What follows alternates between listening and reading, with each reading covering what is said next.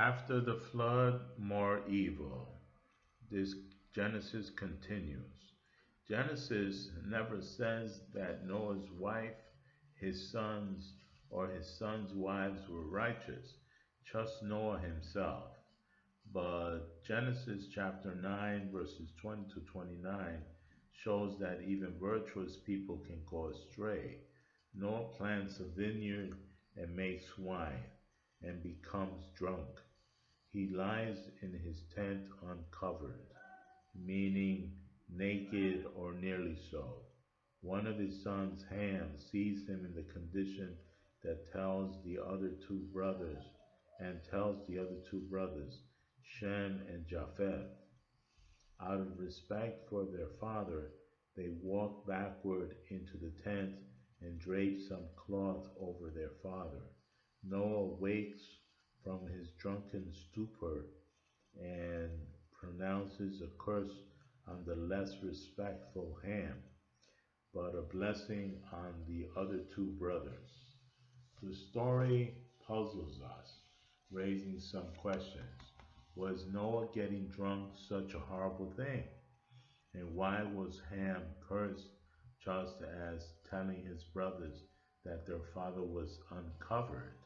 The truth is that being drunk is not a good thing, or else all this negative activity would not have happened,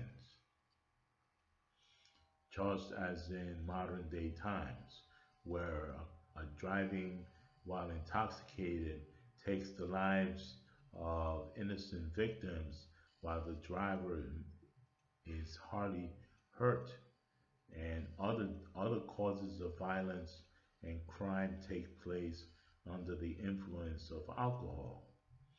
Presumably, the issue here is respect for one's parents. The fact that Ham told his brothers that he saw suggests that what he saw suggests he wanted them to share his amusements at seeing Father Noah in such a condition. People in Bible times took parental authority seriously. Shem and Japheth did the right thing. They had no desire to see their father drunk and uncovered, but apparently Ham did. There is a memorable moral lesson here. The human evil that God blotted out with the flood has come back, with even the righteous Noah behaving badly, and one of his sons as well.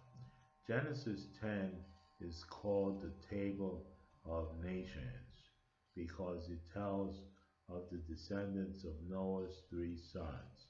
This group of genealogies makes for dull reading, but it is worth noting that the names of the two of Noah's sons, Ham and Shem, had been used as anthropologists by anthropologists and linguists for centuries to label the tribes that, loosely speaking, are descended from those sons. Various languages and tribes of Africa are referred to as Hamitic after the son Ham. Sham's name is perpetuated in the word Semitic, used to refer to the Hebrews and others, including today's Arabs. In the Bible, Shem's descendants are the main characters, since from Shem descends Jacob, also called Israel, the ancestors of the 12 tribes known as the Israelites, or simply Israel, the chosen people. Jews trace their descendants from Shem, which is why hostility towards Jews is known as anti-Semitism. The genealogies are interesting for another reason. The descendants of Ham, cursed by Noah, are the ancestors of the various nations that troubled Israel over the centuries. The Egyptians, Canaanites, Babylonians, Assyrians, and others.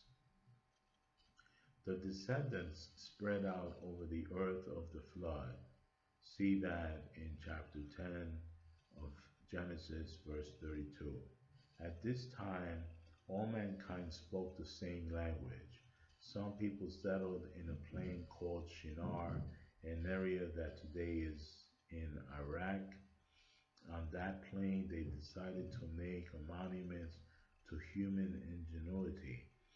Quote, "Come, let us build ourselves a city with a tower that reaches to the heavens, so that we may make a name for ourselves and not be scattered over the face of the whole earth." Close quotes. And you can find that in Genesis chapter 11, verse 4. The Lord sees the tower being built and perceives their motivation. They are trying to do what their ancestors Adam and Eve did, be gods themselves. The old sins of pride and self sufficiency are at work, but God frustrates their arrogant plans. He confuses their language, making it impossible for them to understand each other.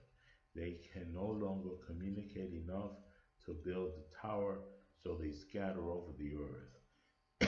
Exactly what they didn't want to happen happens.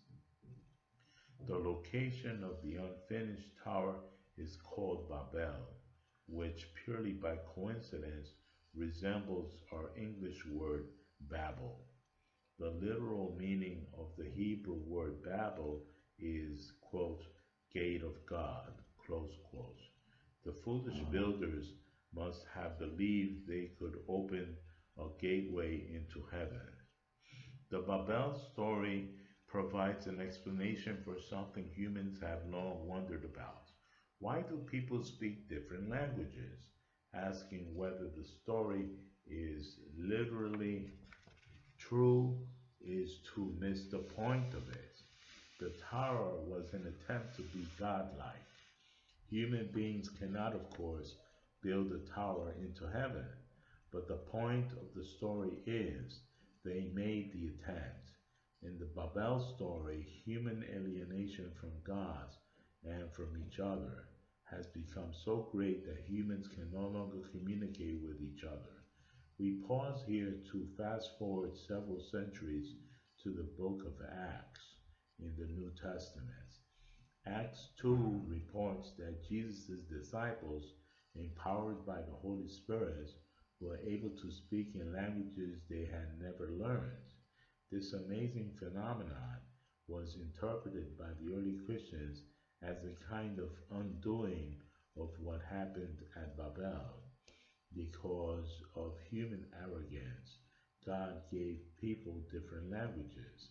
But when people preached the message of the gospel, God made it possible for them to communicate in other languages. On that somewhat hopeful note, we end this chapter, looking forward to another daily lesson where the focus shifts to another Noah like moral man, Abraham, whose close personal relationship with God will result in the descendants becoming, quote, "the chosen people," close quotes, Israel, the focus of the rest of the Old Testament. I hope you enjoyed this review. God bless you.